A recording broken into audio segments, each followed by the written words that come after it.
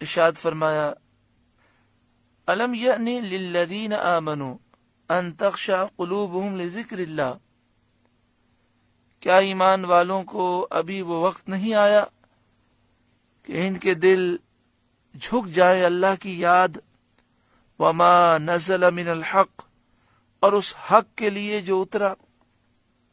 حضرت ام المومنین حضرت عائشہ صدیقہ رضی اللہ تعالی عنہا سے مروی ہے کہ نبی کریم صلی اللہ علیہ وآلہ وسلم دولت سرائے اقدس سے حجرہ مقدسہ سے باہر تشریف لائے تو مسلمانوں کو دیکھا کہ آپس میں ہنس رہے ہیں۔ فرمایا تم ہنستے ہو، ابھی تک تمہارے رب کی طرف سے امان نہیں آئی، یعنی تمہیں معلوم نہیں کہ تمہارا انجام کیا ہوگا، اور تمہارے ہنسنے پر یہ آیت نازل ہوئی۔ انہوں نے عرض کیا یا رسول اللہ صلی اللہ علیہ وسلم، اس ہنسی کا کفارہ کیا ہے؟ فرمایا اتنا ہی رونا، یعنی اللہ کے خوف سے رو، یہ اس کا کفارہ ہے۔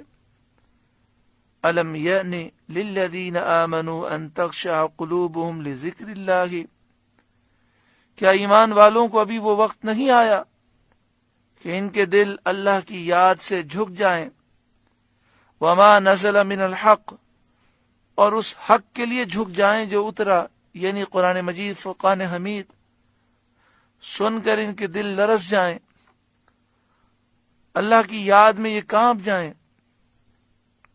کیا ابھی وہ وقت نہیں آیا؟ ولا یکونوا کالذین اوتوا الکتاب من قبل، اور ان جیسے نہ ہوں جن کو پہلے کتاب دی گئی۔ مومنین اہل کتاب جیسے نہ ہو جائیں، یہودیوں اور عیسائیوں کے طریقے اختیار نہ کریں۔